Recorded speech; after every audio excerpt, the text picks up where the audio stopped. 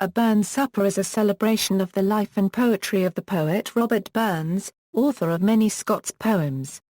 The suppers are normally held on or near the poet's birthday, January 25, rarely also known as Robert Burns Day or more commonly Burns Night, although they may in principle be held at any time of the year. Burns suppers are most common in Scotland and Northern Ireland, however, there has been a surge in Burns Night celebrations in the UK events industry, seeing the evening being celebrated outside their traditional confines of Burns clubs, Scottish societies, expatriate Scots, or aficionados of Burns poetry. There is a particularly strong tradition of them in southern New Zealand's main city Dunedin, of which Burns' nephew Thomas Burns was a founding father. History: the first supper was held in memoriam at Burns Cottage by Robert Burns' friends on July 21, 1801, the anniversary of his death, and have been a regular occurrence ever since. The first still extant Burns Club was founded in Greenock in 1801 by merchants born in Ayrshire, some of whom had known Burns.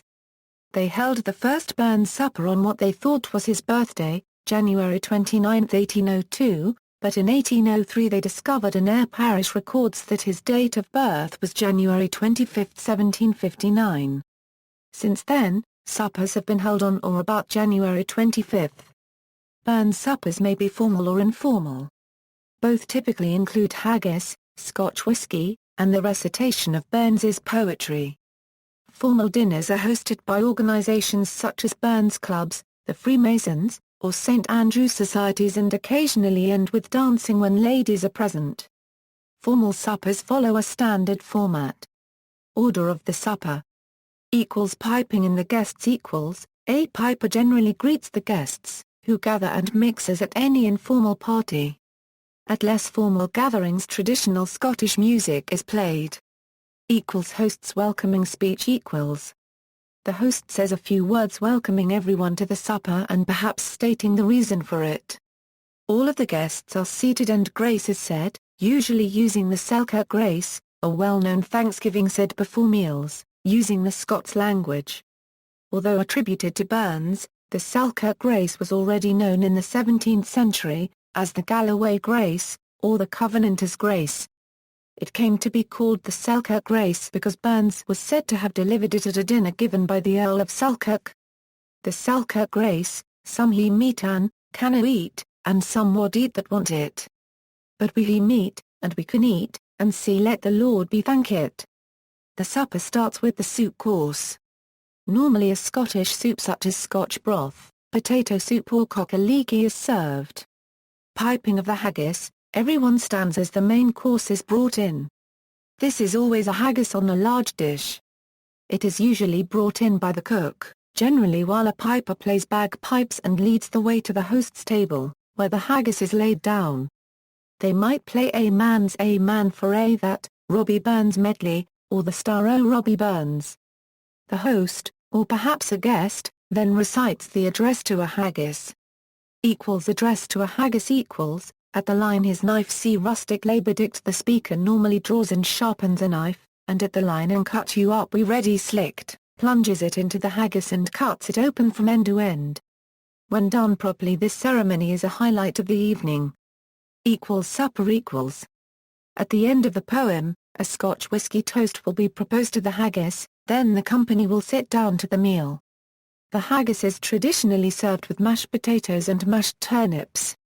A dessert course, cheese courses, coffee, etc. may also be part of the meal. The courses normally use traditional Scottish recipes. For instance, dessert may be cranachan or tipsy lead followed by oatcakes and cheese, all washed down with the water of life a Scotch whisky. When the meal reaches the coffee stage various speeches and toasts are given. In order, the course speeches and toasts are as follows. Immortal memory. The main speaker gives a speech, remembering some aspect of Burns' life or poetry. This may be light-hearted or serious and may include the recitation of a poem or song by Burns. A toast to the immortal memory of Robert Burns then follows. Address to the lasses. This was originally a short speech given by a male guest in thanks to the women who had prepared the meal. However, nowadays it is much more wide-ranging and generally covers the male speaker's view on women. It is normally amusing but not offensive, particularly bearing in mind that it will be followed by a reply from the lassies concerned. The men drink a toast to the women's health. Equals reply to the laddies equals. This is occasionally called the toast to the laddies, and, like the previous toast, it is generally quite wide-ranging nowadays. A female guest will give her views on men and reply to any specific points raised by the previous speaker. Like the previous speech, this should be amusing, but not offensive. Quite often the speakers giving this toast and the previous one will collaborate so that the two toasts complement each other. Equals works by Burns equals. After the speeches there may be singing of songs by Burns e Fon Kiss, Parcel o Rogues, A Man's a Man, etc. And more poetry to a Mouse, to a Louse, Tam o' Shanter, The Twa Dugs, Holy Willie's Prayer, etc. This may be done by the individual guests or by invited experts, and it goes on for as long as the guests wish and may include other works by poets influenced by Burns, particularly poets writing in Scots. Foreign guests can also be invited to sing or say works from their land. Closing equals. Finally the host will call on one of the guests to give the vote of thanks, after which everyone is asked to stand, join hands, and sing Auld Lang Syne, bringing the evening to an end. See also, Scottish cuisine. References.